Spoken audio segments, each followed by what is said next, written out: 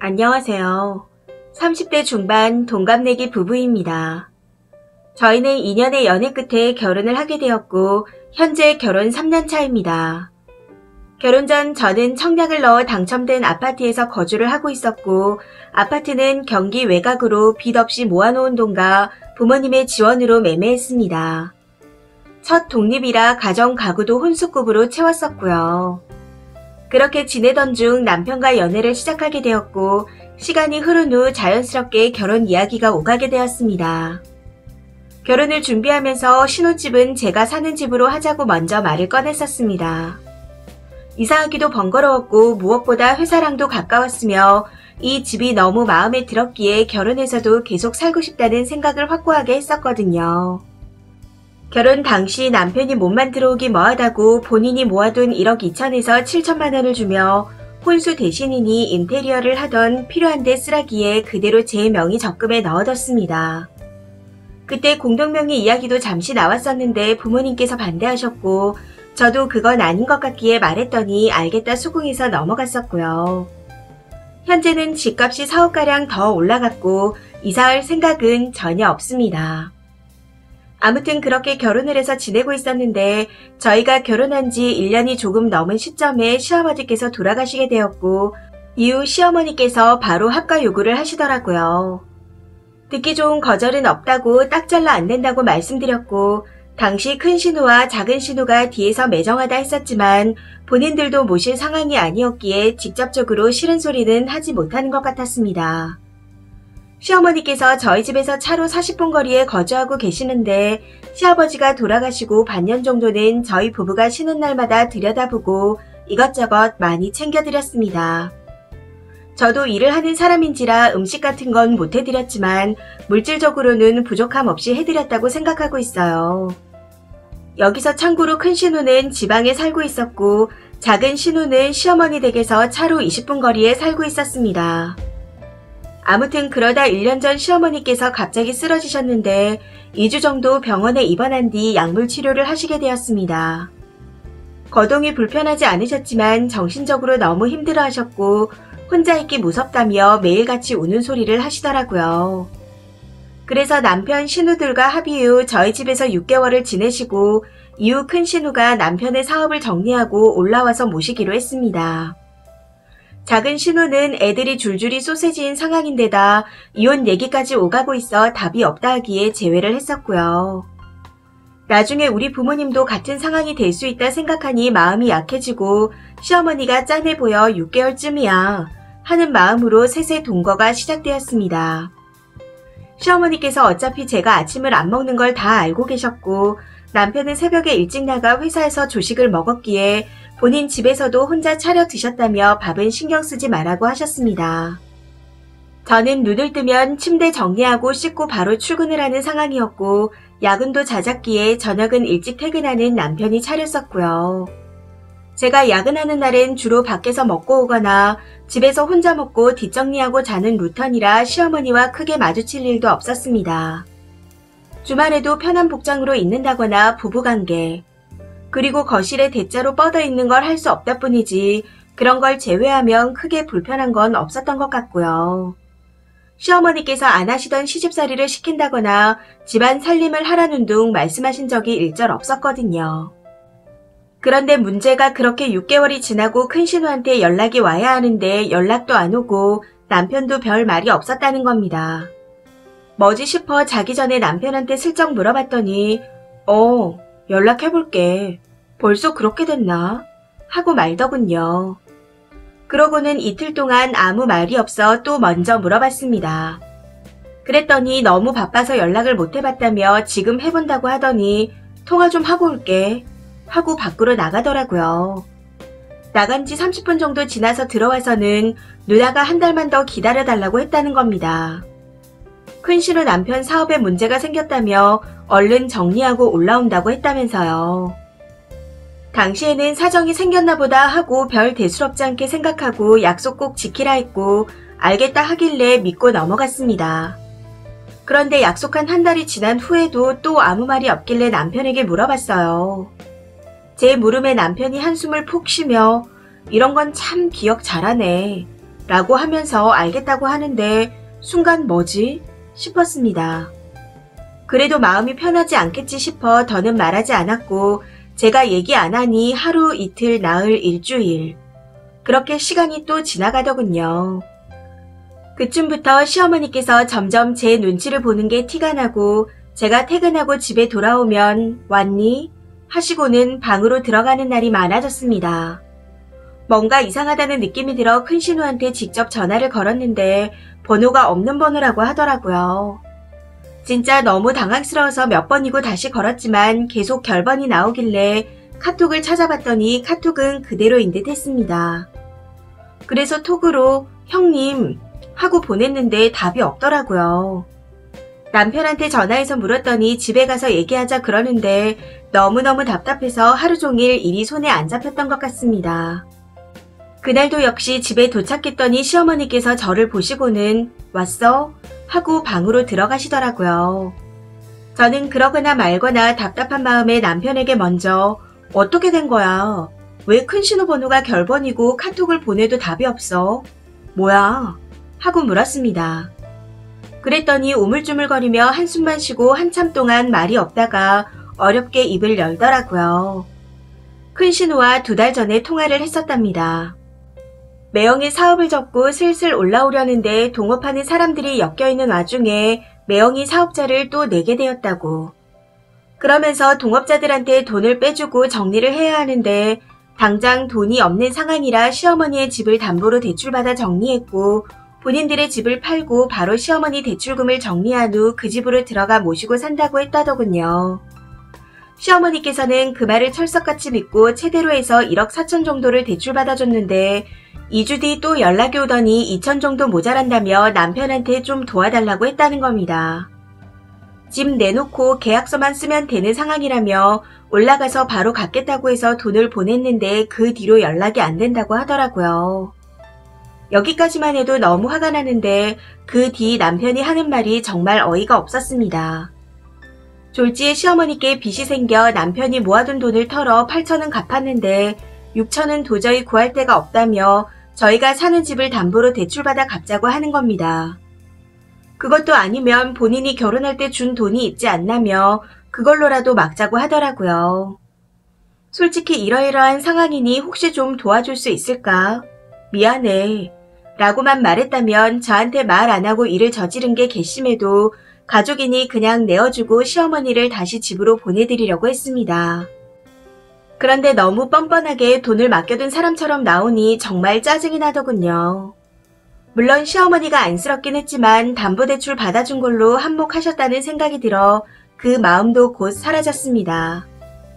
저희 집에 계실 때 한 번을 안아본 신우 내외인데 아무리 자식이라 해도 뭘 믿고 그 큰돈을 덥석 내어준 건지 이해가 되지 않아 화도 났었고요. 시아버지께서 살아계실 적 어떻게 벌어 어떻게 장만한 집인지 술만 드시면 말씀하셨기에 그 집에 대해 어느 정도는 알고 있었습니다. 그걸 다 보고 겪으신 분이 왜 아무런 의심 없이 그런 무서운 결정을 하셨나 싶어 솔직히 너무 바보 같고 멍청해 보이기도 했습니다. 남편한테 생각할 시간을 좀 달라 하고 친정에 알렸는데 엄마께서 그냥 결혼할 때 받은 돈으로 빚 정리를 하고 돌아가시게 하라고 하시더군요. 이혼할 거 아니면 그게 최선이라 하시기에 짜증은 났지만 돈이야 젊은 우리가 다시 모으면 되는 거지 하는 마음으로 갚아드렸습니다. 대신 남편한테 그날 돈을 맡겨둔 거 마냥 말한 거 진심으로 사과해라. 또 이런 일이 생기면 그땐 우리가 헤어지는 거다. 하고 사과를 받았고 약속도 받았습니다. 그때 시어머니께서는 자식도 버린 어미를 도와줘서 고맙다며 엉엉 우시면서 집으로 돌아가셨고 그렇게 정리가 되는 듯 싶었습니다. 남편은 앞으로 큰 누나를 없는 사람으로 생각하고 살 거라며 저한테도 큰 신우는 죽었다고 생각하라고 하더군요. 저도 그럴 거라고 그게 어디 사람이냐며 소주 한잔 하면서 이야기를 했었고 시어머니께는 꼭 신고하시라고 일러두었습니다. 그리고 남편은 2천만 원 민사소송을 걸어두고 그 일을 마무리 지었어요. 그렇게 그 일이 있고 나서 시어머니한테 정이 좀 떨어져서 시댁 방문을 안 하고 지내며 코로나 핑계로 전화 안부만 가끔 드리며 지냈었습니다. 남편도 일이 바빠져서 5개월 정도 못 갔었고요.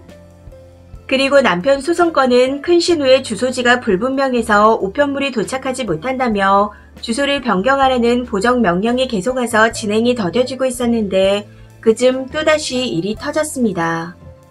불과 2주 전이네요. 남편과 자려고 누웠는데 누가 현관문을 두드리는 겁니다. 벨이 있는데 똑똑도 아니고 진짜 쿵쿵거려서 너무 놀라 인터폰을 확인했더니 시어머니께서 계셨습니다. 남편과 저는 얼굴을 마주보며 서로 무슨 일이지? 하는 표정을 지었고 나가보니 시어머니께서 제발 도와달라며 우시더라고요. 일단 들어오시게 하고 소파에 앉아 이야기를 나누었습니다.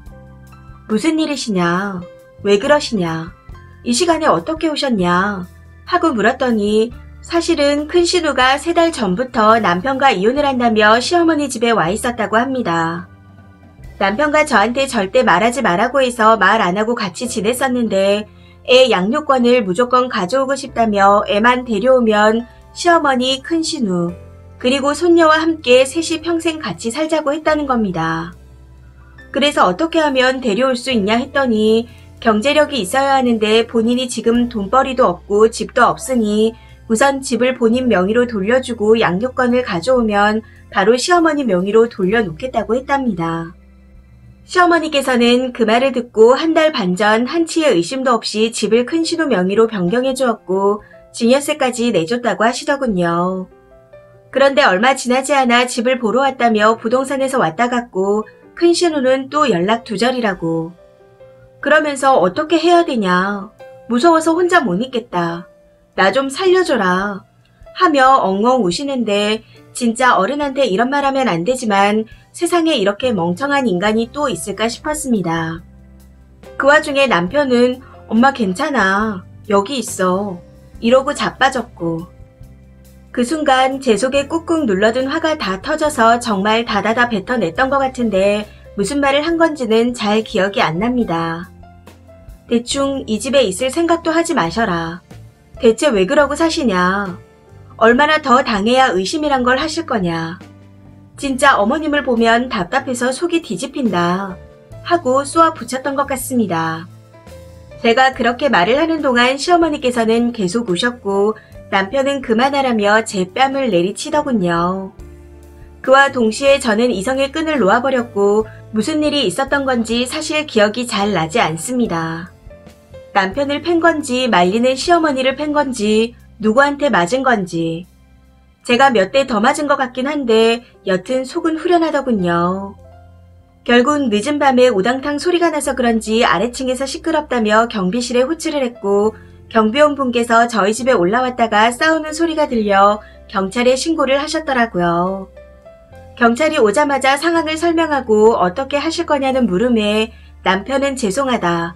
그냥 가셔도 된다. 하고 말했는데 제가 정말 죄송한데 너무 무서워서 그러니 저 두 인간 다 못 들어오게 해주세요. 하고 요청을 한 후 경찰분들과 함께 밖으로 내보내고 문을 잠궈버렸습니다. 밖에서 말소리와 초인종 소리가 몇 번 들리다가 경찰분들은 가신 것 같았는데 남편과 시어머니 둘은 중얼거리다 초인종을 누르다 도어락을 만지작거리다 하더라고요. 안에서 다 잠궈버려서 문이 안 열리니 어디에 간 건지 한참 후 인터폰을 보니 사라지고 없었습니다.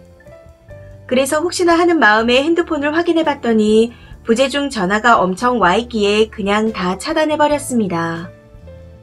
그리고 다음날 회사에 연차를 쓰고 도어락 비번을 바꿨고 집에 있는 남편의 집을 정리해서 문 앞에 내놓았습니다. 저녁이 다 돼서 또 비번을 눌러대는데 안 열리니 쿵쿵대며 문을 두드려대기에 없는 척했더니 또 어디론가 가버리더군요. 이혼을 어떻게 진행해야 할지 생각하면 머리가 아프지만 속은 시원합니다. 다들 결혼할 때 집안을 신중히 보세요. 조금만 더 신중했더라면 큰 신우가 세상 또라이인 걸 알아봤을 건데 남자에게 빠져서 앞만 본 제 잘못이죠 뭐. 정말 답답했었는데 이렇게라도 털어놓으니 조금은 속이 후련해지는 것 같습니다. 다들 몸 건강하시고 행복하세요. 추가입니다. 복날이라 부모님과 삼계탕을 끓여 먹고 집에 와서 누워있다 생각나서 들어왔는데 댓글 수와 추천 수를 보고 놀랐습니다. 댓글이 너무 많아서 1시간 넘게 하나하나 읽어보다가 많은 고민 끝에 추가 글을 남깁니다. 글을 썼을 당시 집 비번을 바꾸고 남편이 일주일 정도 찾아오다 더 이상 연락이 없었고 저도 따로 연락하지 않고 남편 짐을 다 뺀 뒤 제 생활을 잘 하고 있었습니다. 이유는 무조건 할 건데 창피해서 어디 말할 데도 없었고 부모님께서도 자세한 내막까지는 모르시다 보니 어디에라도 털어놓고 싶어 쓴 글이었습니다. 글을 쓰다가 시간을 보고 너무 늦어 급하게 마무리를 하는 바람에 전날에 있던 일로 오해하시는 분들이 계시던데 글 작성한 시점으로 2주 전에 있었던 일이었습니다. 일주일은 매일같이 찾아오더니 번호 차단하고 집을 내놓으니 문에 쪽지 하나 달랑 붙여놓고 아직까지 별다른 연락은 없어요. 쪽지에 언제든 진정되면 연락해. 이게 다였고 저는 5일 전 장문으로 이혼 의사를 밝혔습니다. 분명히 읽었을 텐데 별다른 연락이 없는 걸 보니 합의를 한다는 건지 소송을 걸라는 건지 무슨 뜻인지는 모르겠지만 저는 꼭 이혼을 할 거고 준비 중입니다. 부모님과 상의하고 변호사 상담을 받았고 모레 또 상담하러 갈 예정이에요. 차근차근 진행 중에 있습니다. 큰 신우가 실존 인물이 맞냐는 댓글도 많이 봤는데 큰 신우, 작은 신우 전부 실존 인물이 맞습니다. 큰 신우는 43살로 여수에 살고 있고 큰 신우 남편이 여러 사람들과 동업을 하는 건 몰랐지만 배를 타고 이것저것 잡아 타 지역으로 배송시키는 사업을 하는 건 알고 있었습니다. 매년 철마다 몇 번 받아먹었고 남편과 연애할 때 그 지역으로 놀러간 적도 있었거든요. 남편이 낚시가 하고 싶다 하니 남자는 크게 해야지 하며 오후 시간에 배를 태워 나가기도 했었습니다.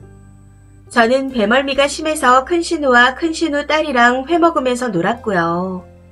그래서 실존 인물은 확실합니다. 그리고 증여세 이야기도 많던데 저도 그날에 들은 그대로를 작성한 거라 진짜 큰 신우 앞으로 돌린 건지 시어머니 명의로 되어 있는 건 맞는 건지 그 집이 자가는 맞는지 확실히 모르겠습니다. 당시에는 뒤통수를 맞은 기분과 시어머니께서 너무 멍청하다는 생각밖에 안 들어서 증여세는 무슨 돈으로 내셨냐 하고 물어볼 겨를도 없었고 순간 우라가 치밀어서 뱉어내기만 했었거든요. 시아버지께서 살아생전에 하신 말씀으로 추측해보자면 일단 자가는 맞는 것 같습니다. 이제 그게 자가던 전세던 중요하지 않지만요. 제가 누굴 때린지 기억이 안 난다 그래서 지어낸 얘기다 하시는 분들도 계시던데 그날 뺨을 맞고 저도 이상을 잃어 남편을 때렸는데 시어머니께서 계속 사이를 비집고 들어왔습니다. 그래서 제가 누굴 때린 건지 아직도 잘 모르겠어요. 그리고 그날 제가 때린 것보다 더 맞았던 것 같긴 한데 시어머니께서 때린 건지 남편이 때린 건지도 잘 모르겠네요. 제가 눈을 감고 팔만 휘두르다 보니 맞고 때리고 그랬던 것 같습니다.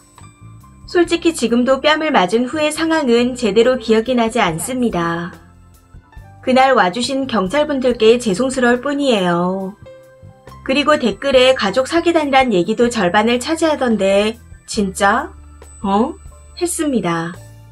당시의 상황만을 글로 봐서 다소 막장스러운 부분이 있지만 시어머니께서는 그냥 평생 자식들만 보며 전업주부로 사셨습니다. 그래서 그런지 경제관념이 없으시고 가족에 대한 의심 같은 것도 전혀 없으세요. 남편은 막내 아들의 애교쟁이였는데 결혼 후 제 눈치를 보면서 찔끔찔끔 티를 내다가 그날 효자 심보가 터진 것 같았습니다. 그 둘의 멍청함과 바보스러움, 그리고 태평함의 환장 콤비에 저도 화가 터져버린 거였고요. 연애 2년, 결혼 3년 동안 별일이 많았지만 사기는 아무리 생각해봐도 아닌 것 같습니다. 큰 신우면 몰라도 시어머니와 남편은 그럴 만한 배짱이 없는 사람들이라 솔직히 모르겠어요. 부모님께는 부분 빼고 말씀드렸는데 들으시고는 시어머니께서 살던 집을 팔아 큰 신우네를 도와주고 제 집에 시어머니를 모시고 들어와 합가하려던 목적인 듯 싶다고 하시더군요. 제 성격에 몇 년을 살아도 공동명의로 돌리지 않을 거라는 걸 시어머니도 남편도 다 알고 있었겠죠. 드센 편은 아니지만 아닌 건 아니라고 딱 잘라 말하는 성격이라는 걸 남편이 제일 잘 알고 있으니까요. 남편한테 큰 신우가 사고 몇 번 쳤다는 이야기를 듣긴 했지만 이 정도일 줄은 몰랐습니다. 작은 신우가 왜 그렇게 본인 치부를 연설하면서까지 후다닥 발을 뺐는지도 이제야 이해가 되는 것 같네요. 저는 솔직히 진짜 가족이라 생각했고 제 부모님만큼은 아니더라도 서로 불편하지 않게 노력했다 생각합니다.